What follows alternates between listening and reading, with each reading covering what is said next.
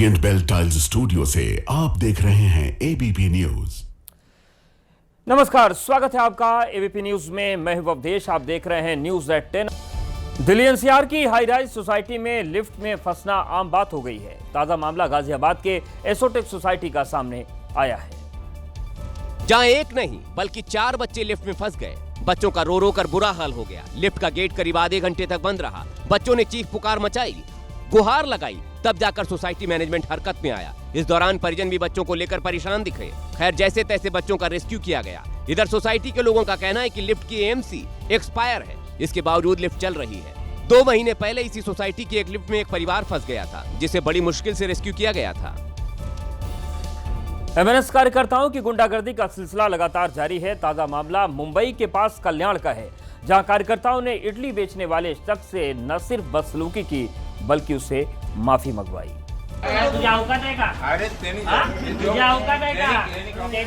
साथ ही उसकी दुकान बंद करने की धमकी दी। आरोप है कि दुकानदार का एक ऑडियो वायरल हो गया था, जिसमें वो मराठी लोगों के खिलाफ आपत्तिजनक भाषा का इस्तेमाल करता सुना गया। एमएनएस कार्यकर्ताओं ने दुकानदार का पता लगाया और वहां धावा बोल दिया।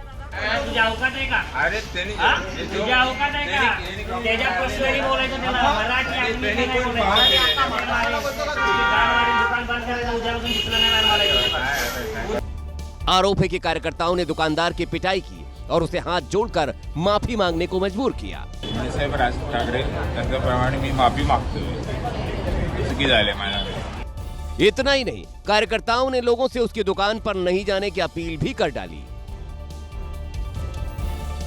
मध्य प्रदेश के देवास की हाट पिपलिया सीट से बीजेपी विधायक मनोज चौधरी के भतीजे का एक वीडियो सोशल मीडिया पर वायरल हो रहा है। वीडियो में विधायक का भतीजा हाथ में डंडा लेकर टोल कर्मियों को मारने की धमकी देता हुआ दिखाई दिया।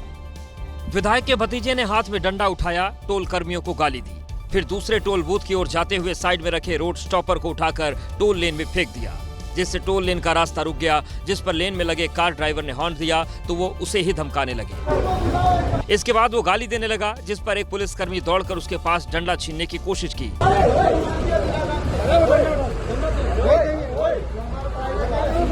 हालांकि पुलिसकर्मी डंडा नहीं ले पाया और विधायक का भतीजा अगली टोल लेन की तरफ चला गया। इस दौरान वो लगातार टोल कर्मियों को गाली देता रहा और किसी टोल कर्मी को बुलाने को कहता रहा।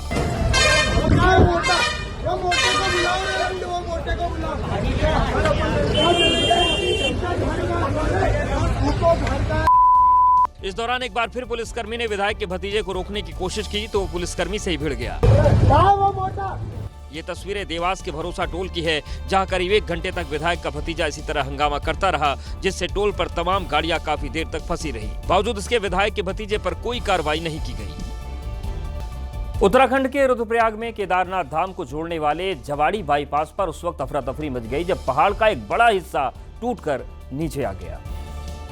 का नशा होने पर बाईपास पर मौजूद ये युवक अभी दूसरे लोगों को अलर्ट कर ही रहा था कि पहाड़ का एक बड़ा हिस्सा टूटकर नीचे आ गिरा, जिससे बाईपास पर अफरा तफरी मच गई। वहीं मलबा आने से हाईवे बाईपास पूरी तरह से बंद हो गया। हालांकि गनीमत रही कि जिस जगह लैंडस्लाइड हुई वहां कोई व्यक्ति या फिर वाहन नहीं था, नहीं तो बड़ा हादसा हो सकता था। इधर जवाड़ी बाईपास पर लैंडस्लाइड होने से रुद्रप्रयाग शहर के अंदर जाम की समस्या बनती दिखाई दी। राजस्थान के जोधपुर से हैरान कर देने वाली तस्वीर सामने आई है। यहां पर एक महिला ने ड्रेस जो खरीदी थी उसके डिफेक्टेड निकलने पर दुकानदार को बदलने को कहा, लेकिन दुकानदार ने ड्रेस नहीं बदली तो महिला ने ड्रेस में आग लगा दी। डिफेक्टिव ड्रेस बदलने पहुंची महिला ने बताया कि उसने 4 अगस्त को ड्रेस खरीदा था जो कि फिट नहीं था। 6100 का ड्रेस था, ठीक है, और मैंने बोला था मेरी बच्ची का ये लूज हो रहा है फिटिंग। उन्होंने उसमें क्लिप लगा के बाद निबंधन के लिए क्लिप लगा के मेरी बच्ची को बोला कि हाँ ये फिटिंग हो रहा है ड्रेस। महिला ने बताया फिट न होने पर उन्होंने दुकानदार के बताए गए बुटीक पर ड्रेस को ऑल्टर करने के लिए दिया, लेकिन बुटीक ने ड्रेस को फिट करने के बजाय और खराब कर दिया। बच्ची का मेजरमेंट भी दिया मैंने और उन्होंने क्या फिर भी डिफेक्ट हो रहा। उन्होंने बाद में मैंने कल बच्ची का ड्रेस घर पे लेके गई, बच्ची का ड्रेस घर पे चेक करवाया, लेकिन वो गला भी तिरछा जा रहा है। ऐसे में वो ड्रेस लेकर वापस दुकानदार के पास पहुंचे तो दुकानदार ने ड्रेस वापस लेने या फिर बदलने से इनकार कर दिया। जिसके बाद महिला ने ड्रेस को शोरूम के सामने ही आग लगा दी, जिस पर शोरूम के आगे भीड़ जमा हो गई। इस दौरान महिला ने सभी से शोरूम से कोई खरीदारी न करने की अपील की। जब किसी की कार या मोटरसाइकिल खराब हो जाती है तो लोग धक्का लगाकर उसे किनारे लगाते हैं। कुछ ऐसी ही तस्वीर नजर आई महाराष्ट्र के बारामती में, लेकिन इस बार लोग कार या मोटरसाइकिल को धक्का नहीं दे रहे थे। इस बार लोग रनवे पर एक छोटे विमान को धक्का लगाते नजर आए। कुछ लोग आगे से प्लेन के पंखों को धकेल रहे थे तो कुछ लोग पीछे से धक्का मार रहे थे। दरअसल ये red bird flight training centre का ट्रेनर एयरक्राफ्ट है, जिसका इस्तेमाल पायलटों की ट्रेनिंग के लिए होता है। ऐसी एक ट्रेनिंग के दौरान जैसे ही विमान ने उड़ान भरी, इसके लैंडिंग गियर में खराबी आ गई। गनीमत ये रही कि पायलट ने इसे सुरक्षित उतार लिया, जिसके बाद इस प्लेन को धक्का मारकर पार्किंग एरिया तक पहुंचाया गया। इस हादसे में पायलट पूरी तरह सुरक्षित है। झारखंड के चांडिल रेलवे स्टेशन के पास एक बड़ी रेल दुर्घटना हो गई जब दो मालगाड़ियां आपस में टकरा गईं, जिससे कई डिब्बे पटरी से उतर गए। इस हादसे से रेल पटरी को भी भारी नुकसान पहुंचा है। तबाही के निशान बताने के लिए काफी है कि टक्कर कितनी जोरदार हुई होगी। चंडीला इलाके में एक मालगाड़ी के डिब्बे पटरी से उतर गए, तभी दूसरी ओर से आ रही मालगाड़ी की टक्कर उससे हो गई। बताया जा रहा है कि टक्कर की आवाज इतनी तेज थी कि इलाके के लोग सहम गए। हादसे में चालक दल के कुछ सदस्यों को हल्की चोटें आई हैं, जिन्हें नजदीकी अस्पताल में भर्ती कराया गया। हादसे के बाद अप और डाउन लाइन पर परिचालन ठप हो गया, जिसके बाद रेलवे को चांडिल टाटानगर और चांडिल बोकारो रूट की सभी यात्री और मालगाड़ियों का परिचालन रद्द करना पड़ा। रेलवे के उच्च अधिकारी घटनास्थल पर पहुंचे और हादसे की जांच शुरू हुई। किसी ने सोचा नहीं होगा कि बाढ़ की आपदा को भी कैसे कोई अवसर में बदल सकता है। सोनीपत के स्थानीय युवकों ने बाढ़ को व्यापार का साधन बना दिया और अच्छी खासी कमाई कर रहे हैं। लेकिन ये कमाई सिर्फ बरसात के सीजन में ही संभव है, क्योंकि सोनीपत में इतनी ज्यादा बारिश हुई कि सड़कों पर सैलाब आ गया और इसी सैलाब में कई गाड़ियां या तो रेंग कर चल रही थी या फिर बुरी तरह फंस चुकी थी। इन्हीं गाड़ियों को निकालने के काम को युवकों ने रोजगार में तब्दील कर लिया। जो गाड़ियां पानी में फंसी हुई हैं, उन्हें निकालने के लिए कार मालिकों से 500 से 1000 रुपए तक वसूले जा रहे हैं। 1000 से 500 क्यों? गाड़ी क्यों? मदद करते हैं गाड़ी वालों की, नहीं तो 2-3 हजार रुपए का खर्चा है सीधा। कितनी गाड़ी निकाल चुके हो? कम से कम भी 10 गाड़ी निकाल चुके हैं। वहीं पानी में फंसी गाड़ी निकालने के पैसे लेने पर शहरवासियों ने विरोध किया। लोगों का कहना है कि भारी बारिश के कारण वैसे ही लोग परेशान हैं और ऐसे में मानवता दिखानी चाहिए, न कि लोगों से पैसे लूटने चाहिए। महाराष्ट्र कर्नाटक सीमा से लगे बेलगाम जिले में भारी बारिश के बाद बाढ़ जैसे हालात बन गए। कई गांव का संपर्क जिला मुख्यालय से कट चुका है। बारिश इतनी ज्यादा हो रही थी कि यल्लम्मा पहाड़ी को जोड़ने वाली मुख्य सड़क बारिश के पानी के तेज बहाव में बह गई। भारी बारिश का असर सौंदत्ती तालुका के प्रसिद्ध रेणुका मंदिर परिसर पर भी पड़ा। न केवल कई वाहन पानी में बह गए, बल्कि सड़क बंद होने से बड़ी संख्या में भक्त वहीं फंसे रह गए। मंदिर तक जाने वाला रास्ता बंद हो जाने से श्रद्धालुओं को भारी परेशानी का सामना करना पड़ा। 2 घंटे से ज्यादा समय तक हुई बारिश के चलते पूरे इलाके में पानी भर गया। यहां तक कि छोटे बड़े नदी नाले भी उफान पर हैं। यूपी के बरेली में रोडवेज बस में सवार 69 यात्रियों की जान बाल बाल बची। यहां पीलीभीत जा रही रोडवेज बस अनियंत्रित होकर एक गड्ढे में फंस गई, जिससे बस में सवार सभी यात्री सहम गए। वो तो गनीमत रही कि गड्ढे में जाने के बाद बस वहीं रुक गई और किसी यात्री को कोई चोट नहीं आई। हालांकि गड्ढे में पानी होने से यात्रियों को बस से बाहर आने में खासी मशक्कत करनी पड़ी। पहले सड़क और बस के फुट स्टैंड के बीच एक लकड़ी का पटरा डाला गया, जिस पर चलकर यात्री बस से बाहर निकले। वहीं हाईवे पर जाम जैसी स्थिति बन गई। बस में सवार यात्रियों ने सड़क में गड्ढे के लिए लोक निर्माण विभाग पर लापरवाही का आरोप लगाया। यूपी के महोबा में एक पुराना मकान अचानक भरभरा कर ढह गया। गनीमत रही कि जिस वक्त मकान ढहा वहां आसपास कोई मौजूद नहीं था। घटना की लाइव तस्वीरों में शुरुआत में सब सामान्य लगा, फिर अचानक मकान की ईंटें खिसकने लगीं और अगले ही पल पूरा मकान ताश के पत्तों की तरह ढह गया। इस मकान के नीचे से एक रास्ता भी था। अच्छी बात यह रही कि जब मकान गिरा तो उस वक्त रास्ते में कोई मौजूद नहीं था, नहीं तो बड़ा हादसा हो सकता था। बताया जा रहा है कि यह मकान बरसों से खाली पड़ा था और मरम्मत न होने से जर्जर हो चुका था। वही मकान गिरने के बाद रास्ते पर बिखरे मलबे को तुरंत जेसीबी मशीन से साफ कराया गया। घटना महोबा के चरखारी ब्लॉक के बसौट गाँव की है। अब बात करेंगे उत्तराखंड की त्रासदी की। 3 दिनों के मुश्किल सफर के बाद आखिरकार एबीपी न्यूज की टीम धराली पहुंची। वहां जाकर हमने अपने कैमरे में तबाही का मंजर रिकॉर्ड किया। धराली में अब गांव का नामो निशान मिट चुका है। इंसानों को नाम पर कुछ स्थानीय लोग और रेस्क्यू टीमें ही मौजूद हैं। बड़े बड़े होटल और घरों की जगह सिर्फ तबाही के निशान दिख रहे हैं। जिस जगह पर उस दिन सैलाब ने कई लोगों को जिंदा जमीन में गाड़ दिया, उस जगह पर एबीपी न्यूज की टीम पहुंची है। सबसे पहले आपको दिखाएंगे कि ये वही जगह है जहां पर ये सैलाब आया था। ऊपर से दिख रहा वीरान गांव करीब जाने पर त्रासदी की याद दिला रहा था। ठीक सामने आप देख सकते हैं दो पहाड़ों के बीच में जो स्पेस आपको दिखाई दे रहा है, वहीं से बादल फटने के बाद जो पानी का सैलाब आया उसने सब कुछ बहा दिया। बड़े बड़े होटलों से रौनक रहने वाली धराली में 2 मंजिलों तक के घर मलबे में दबे दिखाई दिए। जो मकान है उसकी सिर्फ छत दिख रही है और मकान 2 मंजिल था और पूरी तरीके से मकान देखिए मलबे में दब गया है। धराली गांव में फिलहाल सिर्फ रेस्क्यू टीमें और उनके रेस्क्यू के सामान ही दिखाई पड़ रहे हैं। धराली अब इतिहास बन गया है। सैलाब ने 5 तारीख को कई जिंदा लोगों को जमीन के नीचे गाड़ दिया। अब उन्हीं लोगों की तलाश चल रही है। धराली नाम का वो गांव अब बचा नहीं, लेकिन जमीन के नीचे दबी जिंदगी ढूंढने के लिए रेस्क्यू टीमें तीसरे दिन भी लगी रही। जमीन खोदकर ही अब किसी तरह अंदर दबे लोगों को ढूंढा जा सकता है। जेसीबी लगा करके जो मलबा है उसे हटाने की कोशिश की जा रही है। बुलडोजर के साथ रेस्क्यू टीमें भी खुदाई में लगी रहीं।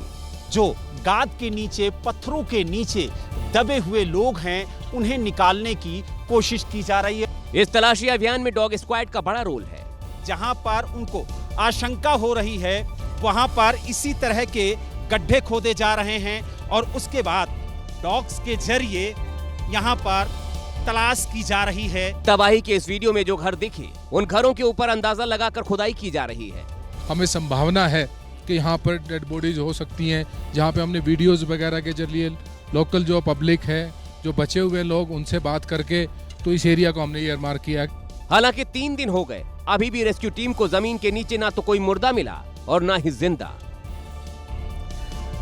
एबीपी न्यूज की टीम ने धराली के पास उन लोगों से बात की जिन्होंने अपनी आंखों के सामने उस त्रासदी को देखा था। आज भी उस मंजर को याद करके वो लोग डर जाते हैं।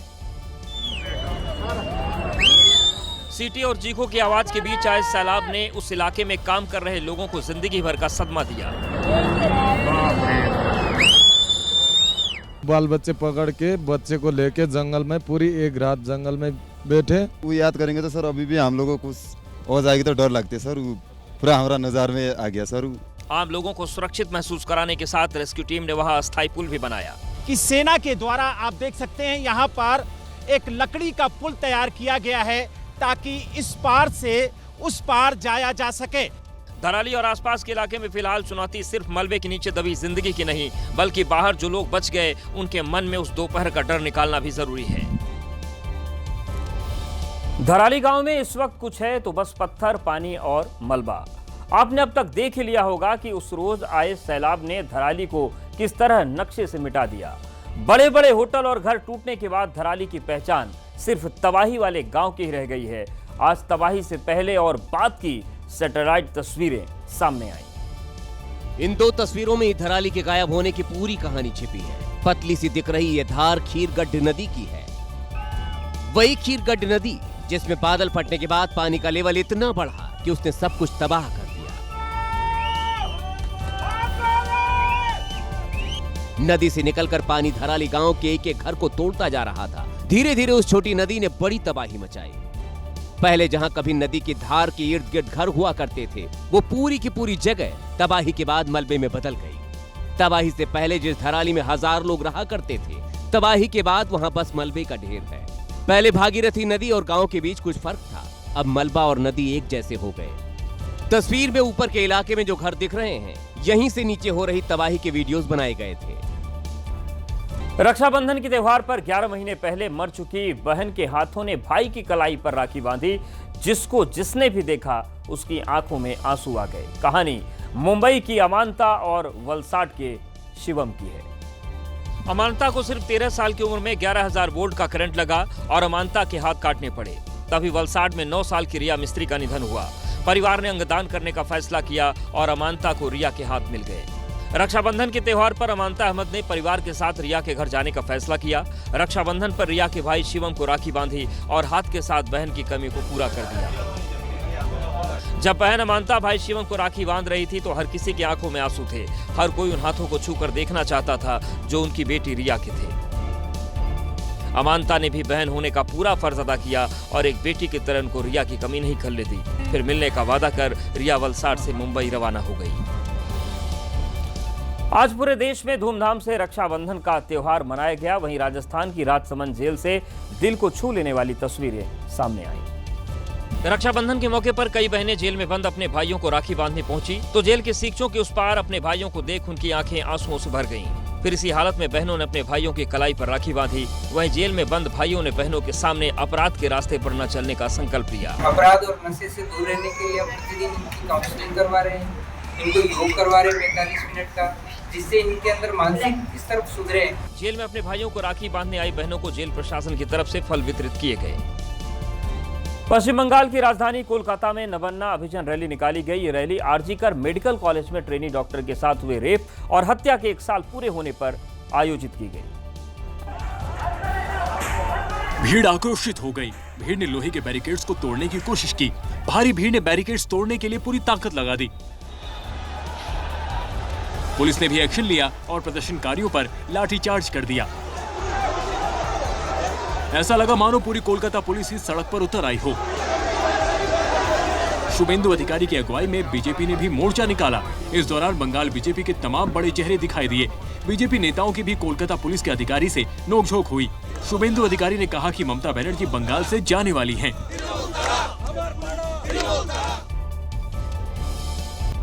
एनसीआर में देर रात से हो रही बारिश ने लोगों को उमस और गर्मी से राहत तो दी, लेकिन कई इलाकों में जलभराव से जनजीवन अस्त व्यस्त हो गया। सबसे ज्यादा दिक्कतों का सामना बहनों को करना पड़ा, जो अपने भाइयों को राखी बांधने के लिए दिल्ली एनसीआर के कई इलाकों में जा रही थी। तुगलकाबाद के कई इलाकों में 3-3 फीट तक पानी भर चुका है। कुछ ऐसा ही हाल बदरपुर और महरौली का भी है। संगम विहार में तो हालात इतने खराब हो चुके हैं कि समझ ही नहीं आ रहा कि सड़क है फिर या स्विमिंग पूल। पानी सैलाब की शक्ल ले चुका है। लोगों को सड़क पार करने के लिए खासी दिक्कतों का सामना करना पड़ रहा है। मदनगीर में तो गाड़ियों के हेडलाइट जलाने की नौबत आ गई। Dhaula Kuan, Akbar road, Motibagh, Barapullah, APS colony का भी एक जैसा ही हाल है। इधर केंद्रीय मंत्री किरण रिजिजू ने आपदा को अवसर में बदल दिया। रिजिजू अपने निवास पर कृष्ण मेनन मार्ग के लॉन में फुटबॉल खेलते हुए नजर आए। दिल्ली से सटे नोएडा का हाल भी कुछ अच्छा नहीं है। सड़क से लेकर अंडरपास सब के सब पानी में लबालब दिख रहे हैं, तो कई जगह ट्रैफिक व्यवस्था पूरी तरीके से ध्वस्त नजर आई। लोग बेहाल दिखे। सेक्टर 62 के पास दिल्ली मेरठ नेशनल हाईवे का पानी नीचे की सड़क पर झरने की तरह गिर रहा है, जिसकी वजह से हाईवे को नोएडा के कई इलाकों से जोड़ने वाली सड़कें पूरी तरह पानी से भर गई हैं। आलम यह है कि गाड़ियां निकल नहीं पा रही। कुछ गाड़ियां पानी भर जाने की वजह से बीच मझधार में फंस गईं। गाड़ियों को धक्का लगाकर किनारे लगाने की कोशिश की जा रही है। सबसे ज्यादा परेशानी का सामना पैदल चलने वालों को हो रही है। फुटपाथ पर कई फीट पानी भर चुका है। लोग पानी के बीचों बीच होकर गुजर रहे हैं।